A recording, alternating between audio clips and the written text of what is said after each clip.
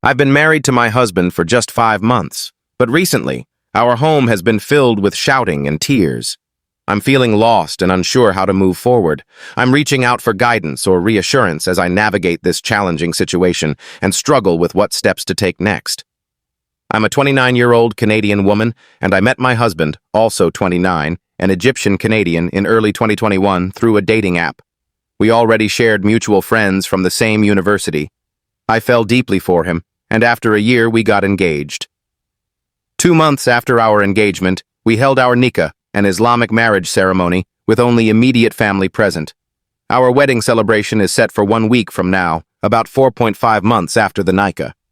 We're under significant pressure, as we're financially strained trying to plan the wedding soon after buying our first house. My husband started a new job recently, and I work in a notoriously high-pressure career. I admit I haven't been at my best lately, juggling financial burdens and barely managing day-to-day life. Now, about the warning sign. My husband is a lively, humorous man, and his vibrant personality has always been one of the things I adored about him. I'm outgoing too, so it felt like a perfect match. But in recent weeks, his humor has faded, replaced by intense rants about global politics, sometimes veering into what I'd call far-right conspiracy theories. It feels like he's preaching. When I try to engage, no matter my perspective, it spirals into an argument. If I challenge his tone or point out personal jabs, he yells or accuses me of deliberately painting him as the villain. His shouting has become more frequent. Today, it happened in front of his entire family. It was mortifying. I broke down in tears. The argument started over a misunderstanding about the wedding seating chart. His family said they'd already finalized the chart for their guests, but they didn't have the full guest list. I calmly explained that I needed to use my draft, which included everyone, and offered to let them adjust table arrangements if I'd made errors. My husband, overhearing from another room, shouted at me for implying his mother didn't know all the attendees. He then yelled that he wasn't yelling, claiming we were both raising our voices. I know I shouldn't have, but I called him out for acting immaturely and for shouting in front of our nephews, aged 9, 7, and 1, who were present. I told him to stay out of it if he was going to yell. We finished the seating chart, and I left to stay with my parents, as we're visiting from out of town. It's been 5 hours since the incident, and my husband hasn't reached out. When I left, I quickly hugged everyone goodbye, including him. He didn't walk me to my car. The shouting has been increasing at home, too. I've started avoiding certain topics entirely. Things escalated physically once when he grabbed my throat. He apologized profusely afterward, blaming it on frustration over my forgetfulness during a heated argument. He's also pushed me a few times, which I find deeply humiliating, especially in public, like shoving me aside if I try to pay at a store, even though we often take turns paying. I've told him my parents don't treat each other this way and made it clear I don't want to be treated like that. I've explicitly said, "Don't yell at me, don't shove me," and warned I'd tell his older brothers. I'm likely extra emotional right now due to wedding planning, my period, spiritual disconnection, and work stress. But I'm starting to fear I'm ignoring serious issues. Can I overlook this and hope for improvement? What can I do to encourage him to change? Does this seem like a reaction to stress? If this were your sister, what would you advise? Thank you for listening. Please be gentle. I love my husband and feel completely lost. I'd like to clarify the throat-grabbing incident. We had a major verbal fight where I was upset because I felt he hadn't discussed quitting his previous job with me, leaving me under immense financial strain. The thing is, he had mentioned it, and I'd supported him, but I forgot. I sometimes skip meals, which affects my memory, and I'm addressing that. We were both yelling, and he grabbed my throat but let go immediately and walked away. When we discussed it, I was livid and appalled. He admitted it was wrong, but noted that he stopped himself and left the situation, preventing it from escalating further. He said he was extremely frustrated because I was yelling at him over something I'd previously agreed to. I know his actions were unacceptable, and he's apologized, but I see how my mistake may have pushed him to that point. Comments and my responses. User Hopeful Heart commented, "Sister, it sounds like you might struggle with self-worth. Having a partner is wonderful, but you're fully capable of being your own source of strength and stability. Women who doubt themselves are often targets for mistreatment because they believe they need a man to achieve certain things or feel complete.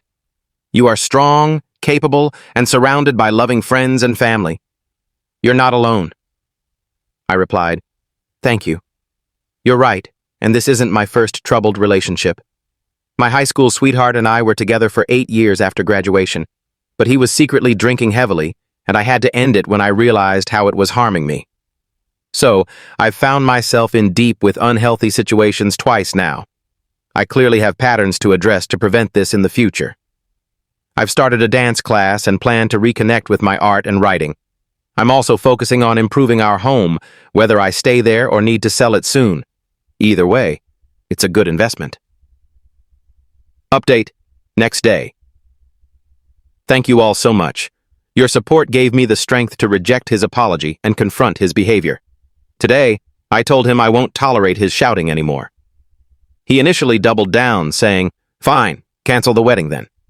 I called my dad right in front of him and told him everything, including the throat-grubbing incident. I also called his mother-in-law and shared the full story. His mom and eldest brother are coming to mediate. I texted a work friend to catch her up and asked her to join me for support. I'm waiting for everyone to arrive. My husband is now very apologetic, promising to change and begging not to cancel the wedding.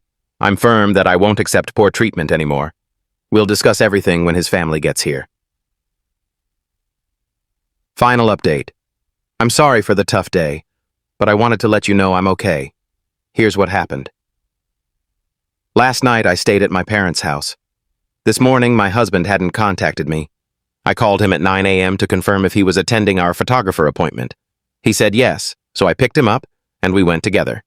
We barely spoke, just small talk like, "Thanks for filling the tank," and "Where's the appointment?"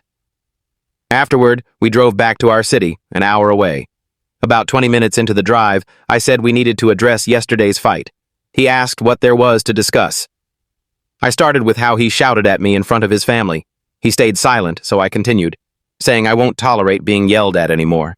It's disrespectful, and I've been clear about that. He got defensive, saying I yell too.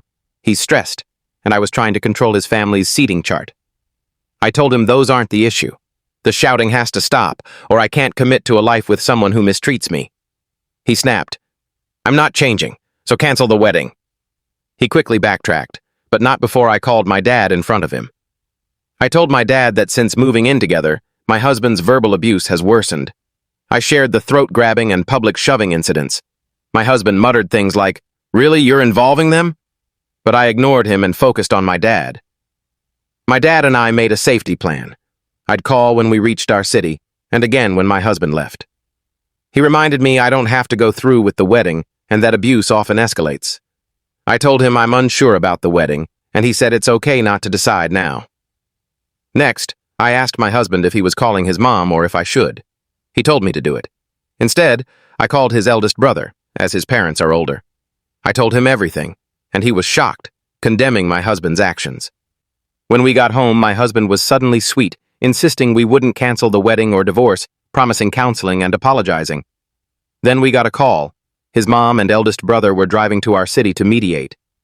I called my parents, who were uneasy about his family leading the mediation. I trust my brother-in-law, but I also called a friend to come over for support. My friend arrived first. In front of my husband, I told her what I'd told my parents. She facilitated some discussion, pointing out how my husband downplayed his physical actions and how his refusal to consider counseling until today made it hard for me to trust change. My friend and I stepped outside until my brother-in-law and mother-in-law arrived.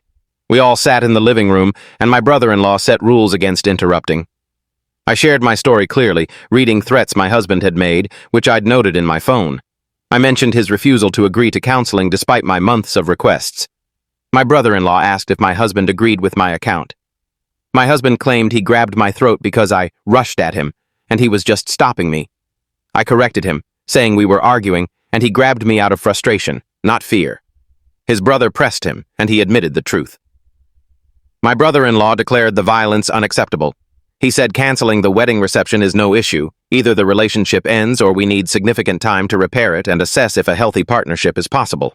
He promised to support my decision and ensure I'm not stuck with wedding debt, as many vendor payments are, on my credit cards.